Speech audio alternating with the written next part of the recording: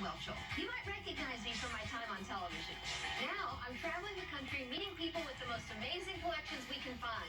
So where do you find a James Bond vehicle? I had to twist some arms and coax people to get rid of things. We bring in experts to appraise these treasures and hope to make a deal with our collector to trade one of their precious gems for an elusive item that's been on their wish list. I want a missile. You want a missile? I want a missile. Will there be a trade? It's a collector's call.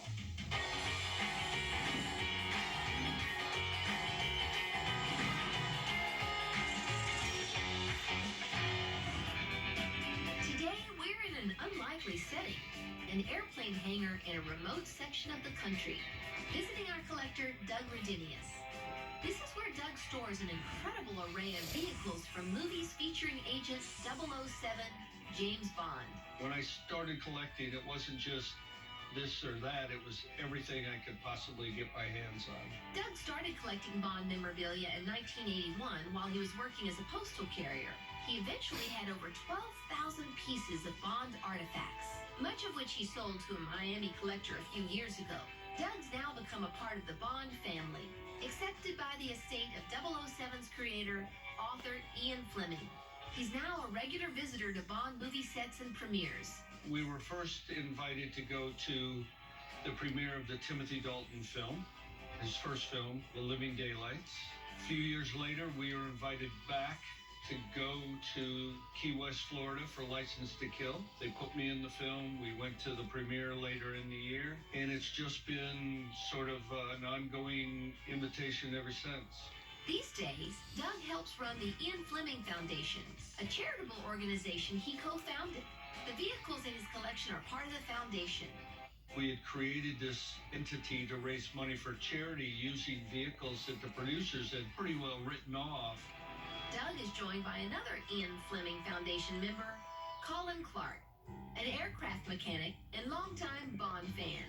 Colin is responsible for maintaining many of the vehicles in the Bond collection. I started helping out in 2001, helping maintain the vehicles and do restoration of the vehicles. I've brought along Ro Khan.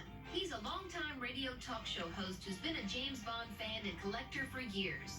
What attracts me most to Bond is his confidence with any situation. He's cool under fire. He's great with women. Guys want to be his best friend. It's just one of those characters that will live on for decades and decades and decades.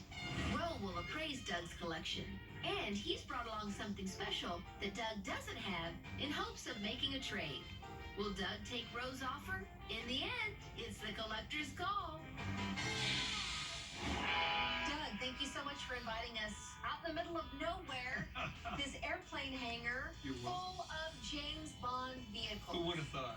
No, certainly not me. So it's not just the really cool James Bond cars. We've got boats, we've got submarines, we have gliders. I mean, every kind of vehicle imaginable.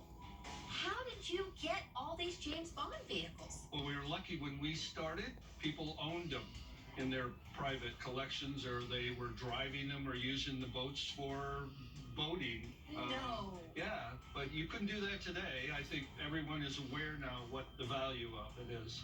A lot of times the movie productions back then would just give them away. They would either give them to the crew guys or they would sell them You're off. kidding me. It became an obsession. It just snowballed into something completely different. So we brought Ro with us. Now, Ro, what makes you a Bond expert? I have been to every Bond film on opening night since I was born, apparently. My parents took me to go see Goldfinger, like I was a little baby. Other than seeing all the movies, what qualifies you to be an expert on our show? Well, I'm a collector, too. Most of my stuff is film posters, film memorabilia, marketing materials, because those things stand the test of time. And now we have a Bond car. Well, this was the Living Daylights. It's a special effects Aston Martin. So this car was built specifically to have a ski protrude, raise the car up so it could go on the ice on spiked tires.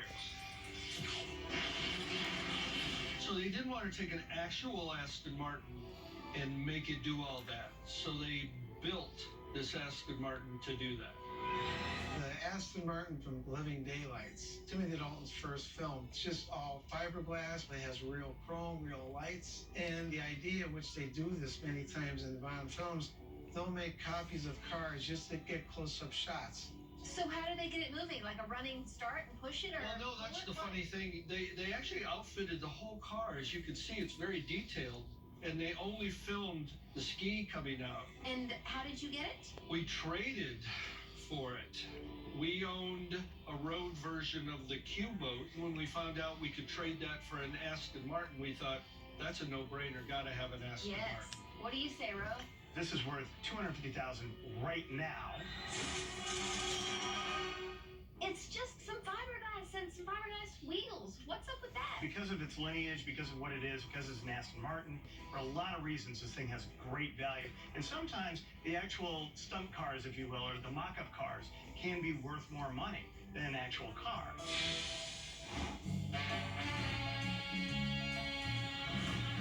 From which movie do I recognize this vehicle? The second Bond movie, From Russia with Love. That happens to be my favorite movie. Were you looking specifically for this vehicle? I never thought that the owner would part with it. And then about 8-9 years ago, it came back into my attention, and the owner was willing to sell it, and we had the money to buy it. So here you go.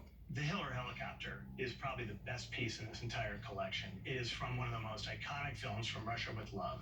It is one of the most iconic scenes, the helicopter chase down scene. This item is in perfect condition, and that's the most amazing thing. There's a very famous Alfred Hitchcock movie called North by Northwest, where Cary Grant is being pursued by a crop duster. I remember that. Now, Cary Grant happened to be Cubby Broccoli, the producer of the Bond movies, good friend. So Cary Grant had agreed to play James Bond originally, but he said, I'll only do one. Cubby, I'll only do one. So they said thank you, but no thank you.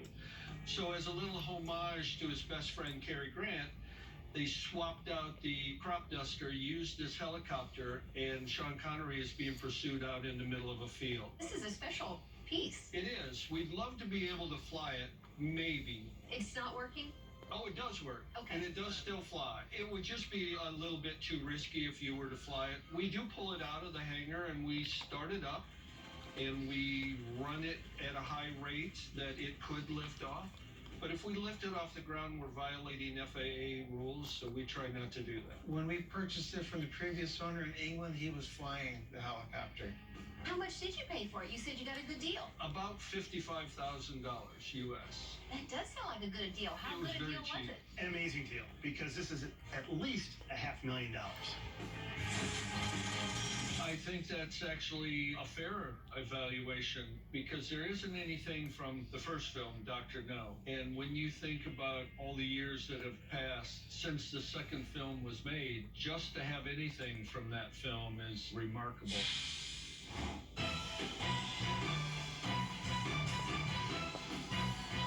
Famous plane. What movie's it from? License to Kill. I'm partial to this because I actually appear in License to Kill. Oh, you do? I'm at the wedding scene at the beginning of the I film. remember you. Oh, get I out. recognize you. I need your autograph. No, you don't. And how cool for him to have a plane that was in the movie he was in. My granddaughter loves the fact that her grandfather is in a James Bond movie. It's in the pre-title sequence, which is always an integral part of the film, and it's very recognizable. Robert Davi, the actor who plays Sanchez in the film, he's escaping, and then Timothy Dalton, who plays James Bond, is lowered from a helicopter onto the tail, and he snatches it from midair. After the film, they gave it to the airport manager that owned a little airport where they did all the filming of the pre-title. Now, it's important that we stay